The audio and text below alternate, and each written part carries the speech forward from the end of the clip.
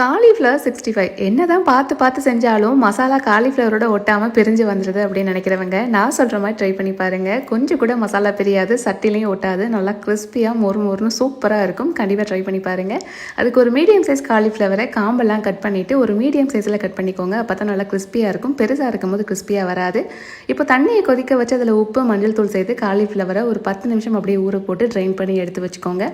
அகலமான பாத்திரத்தில் கடலை மாவு, அரிசி மாவு, கார்ன்ஃப்ளவர் சேர்த்து அது கூடவே உப்பு, Kashmir red chilli powder, garam masala, இஞ்சி பூண்டு விழுது, அரை லெமனையும் சேர்த்து கொஞ்சமாக தண்ணி சேர்த்து இந்த பதத்துக்கு நல்லா கலந்து விட்டுட்டு சுத்தம் பண்ணி வச்ச காலிஃப்ளவர் அது கூட சேர்த்து நல்லா கலந்து விட்டுக்கோங்க.